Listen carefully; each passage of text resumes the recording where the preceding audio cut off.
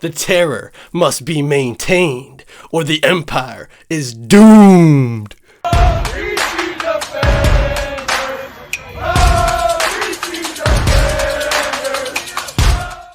Welcome to the Defending Football Show. We are so back. Thank you guys so much for watching. The DC Defenders beat the Birmingham Stallions. Stallions were 7.5-point favorites, and yet DC takes them down in Rowdy Audi. The beer snake is so back, guys. I am so glad we have some spring football, and if you live in the cities and you're not going to the games, shame on you. Obviously, this is my DC Defenders recap. At the end of the weeks, I'm going to be doing a little bit of a quick power rankings and then predictions for the next week of games. Guys, I could not believe it. I thought when Reggie Barlow left this team, we did not have a shot. I really thought that that was going to totally mess up our vibe in the locker room. And what did it do? It might have done the opposite. It galvanized the boys. Shout out to Shannon Harris. I hope he's watching this. You are the man. Now, obviously, don't get complacent, but wow, what a victory for Shannon Harris. His first ever game being a head coach, and he takes down the 3-time defending champs. That is extremely impressive, and honestly, let's just talk about Shannon Harris for a second. He stepped up into that role and took control of the game. I did not see many mistakes, if any, from him, and the team looked very prepared because of it. And I do want to say that challenge that he had at the end of the game, I will never fault him for that challenge ever. I would have actually done the exact same thing, and I was screaming at my TV, challenge it, Shannon, challenge it. And he did it.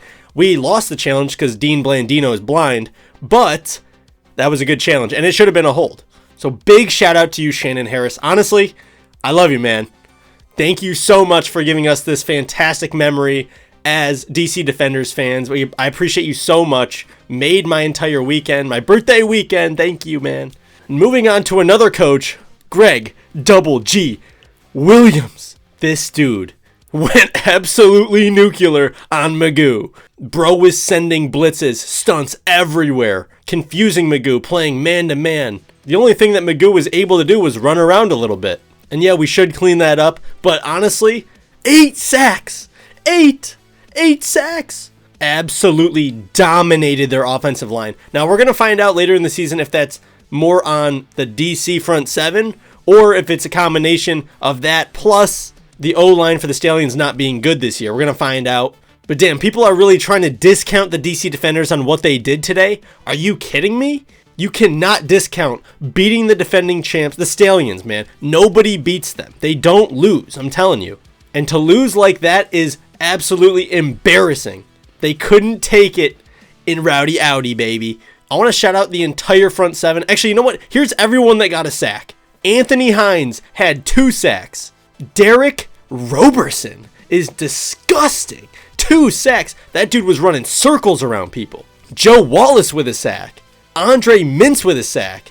Bryce Thompson and Kyle Phillips. And DeAndre Baker should have had a sack, but he got a face mask, so we could have had 9. To mention Baker, he almost had 2 picks, but he had a very nice interception. Finally, bro's getting interceptions, as he should. He is a fantastic corner in this league. Love that guy. Love the entire defense right now. We just played with our hair on fire. Greg Williams got to be feeling nicey right now, baby. But before we move on from defense, I want to say, Alex Magoo, welcome to the UFL, baby, where you actually have to travel to the city you're playing in and play the DC Defenders. We made him look terrible. 10 for 23, 89 yards, a touchdown, which was off a pick play, and then 1 terrible interception as well.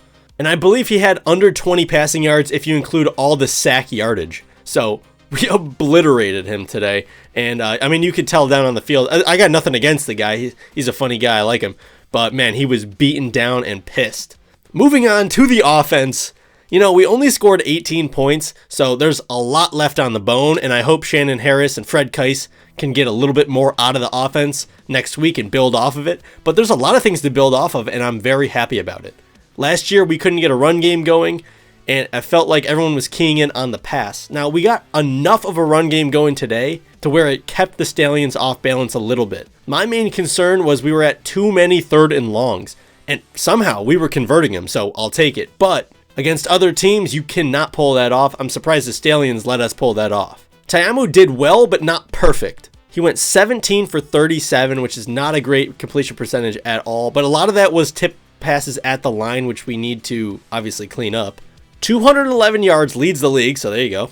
And 1 touchdown and 1 pick. The pick, I don't really know if I put that on Ta'amu. I mean, I think Carlos Davis, I think it was, read the screen. Not much you could do there. It's a timing type of throw. I don't know.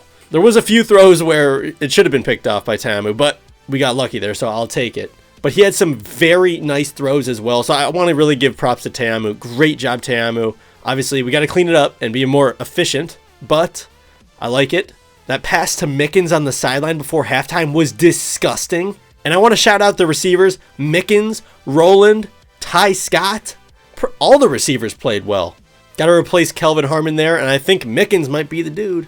Running backs played very solid. Abram Smith, obviously, he's coming off a torn ACL, guys. You can't expect him to have a 200-yard game, first game back, you know. He had around 30 to 40 yards in that range, I think 37. But Smith looked pretty good. He didn't look fantastic, but we got to ease him in a little bit.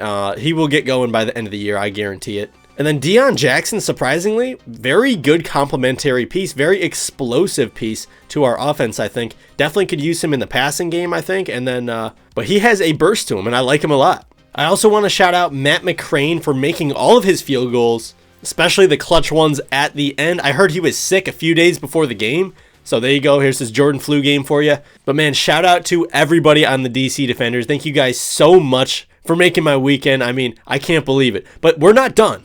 This was not the peak of our season, and it better not be. Because what I've seen from this team is that they got fight and they got hunger. Last year we were beaten down, and I feel like we couldn't get over that mental hurdle of that week 1 catastrophe. And I feel like we were just on the wrong side of games we shouldn't have been on. This year we have a chance to really cement ourselves early, get a good record early, and be able to cruise into the playoffs if we can. We really have a chance. We really do, guys. We got to be on our P's and Q's. Shannon Harris, do not get complacent. I know you won't. We play the Boats this week. Super big game. We have to win. Go 2-0. It's in Rowdy Audi, I believe, again. They have to come up here. Do not let them beat you in Rowdy Audi. You start 2-0, and the playoffs are legit already in sight if you can just stay the course. Going 1-1 puts you at risk because you play the Hawks in week 3, and I think they're good. They're beatable. I think they're beatable for sure. But in case you drop that game, I'd rather be 2-0 going into that game than 1-1 for sure. So thank you guys so much for watching. Let me know what you think about the biggest upset in the UFL. I'll have my power rankings at the end of the week, so you'll see where DC's at. It's not 1. I know it's not 1. Thank you guys so much for watching. Please like and subscribe, of course. If you love the UFL, baby, come on. So for the love of football, defend football, baby. The terror must be maintained, or the empire is doomed. The terror must be maintained, or the empire is doomed. This is ridiculous. The terror. The terror must be maintained. The terror must be maintained, or the empire is doomed. Alright, that's good enough.